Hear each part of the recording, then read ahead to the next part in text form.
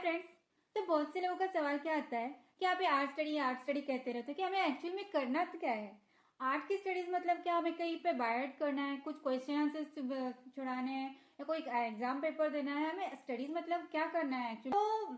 तो मैं कुछ बातें आपको बताना चाहती हूँ। थोड़ा सा रिवाइंड कर लो खुद की और रिवाइज कर लो कि आपके बुजुर्गों ने कुछ वर्ड्स कुछ लाइन्स कहे होंगे आपको इन एजुकेशन टाइम आपके बुजुर्गों ने कुछ कहा लाइन्स कहे होंगे जिन्हें आपको स्टडी करते वक्त बहुत ही हेल्पफुल रहेंगे।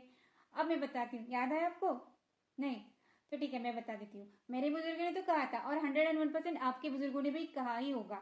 तो वो फर्स्ट लाइन ये थी कि बच्चों, सबसे पहले जब भी आप लिख रहे हो पढ़ते हुए लिखना। कहा था या नहीं? कहा था ना? ठीक है। सेकेंड वन, जो भी आप स्टडी कर रहे हो, जो भी पढ़ रहे हो, उसे अच्छे से चिंतन करो, मनन करो, रिवाइज करते रहो, उसे रिवाइंड करते रहो माइंड में। कहा था ना? कहा था। ओके। और थर्ड वन, हैंड राइटिंग पे फोकस करो। हैंड राइटिंग जो भी लिख रहे हो उसे समझते हुए, अच्छे से देखते हुए, समझदारी के साथ लिखो। ये लाइन तो आपके बुजुर्गों ने भी कहा ही होगा और कुछ एक्स्ट्रा भी होगे, है ना? तो मेरा एक्सपीरियंस कहता है कि सेम प्रोसेस हमें आर्ट में भी करनी है। आर्ट में भी वही स्टडी है यार, कुछ नहीं करना है हमें। अभी पढ़ते हुए लिखो मतलब क्या करना है, आर्ट में हमें ऑब्जर्व करते हुए बनाना होता है। जो भी हम बना रहे हैं उसे अच्छे से देख के, उसे समझ के बनाना होता है, ठीक है।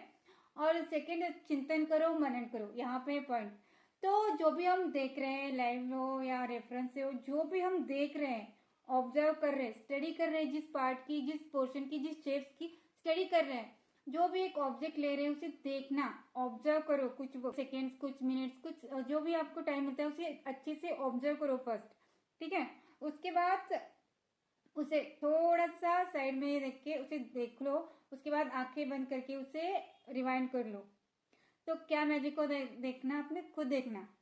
जो आपने शेप्स देखे, जो भी आपने पार्ट देखा है, जो भी लाइव सब्जेक्ट देखा है, वो आपको जैसे है वे दिखेगी और विथ शेप्स दिखेगी। और उसके बैकग्राउंड में आपको कुछ नहीं दिखेगा, ब्लैंक दिखेगा।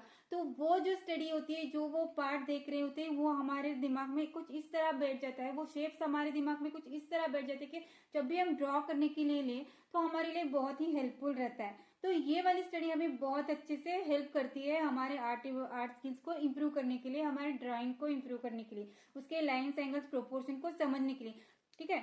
और थर्ड पार्ट, हैंड राइटिंग।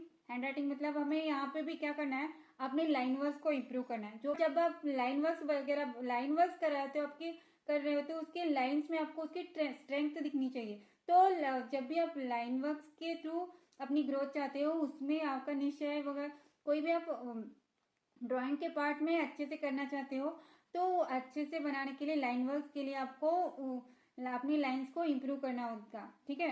तो उसके उस पर फोकस करके अच्छे से बनाना होगा। तो हैंड राइटिंग का मतलब जो भी हम बना रहे हैं उसे फोकस के साथ बनाओ। जो भी हम बना रहे हैं तो ऐसे नहीं कि ध्यान कहीं पे और है और हम कुछ बना रहे हैं वहां पे हमारा ध्यान ही नहीं है।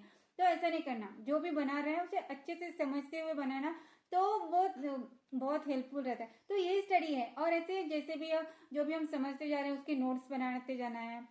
जो भी हम इधर उधर से आर्ट के बारे में समझ रहे हैं उसे रिमाइंड करते जाना है, आर्ट के बारे में सोचते जाना है, नए नए कंटेंट्स के बारे में सोचना है, हम न्यू क्या कर सकते हैं उसमें, एक्सपेरिमेंटल और क्या नया कर सकते हैं, नई नई रास्ते, नई नई खोज करते जाना है। इसे ही तो स्टडी करते हैं हम, ठीक है। तो अब तो शायद आपको समझ आ गया होगा, और आप एक्स्ट्रा कुछ जानते हो तो मुझे भी जरूर बताना कमेंट में, ठीक है। Bye guys.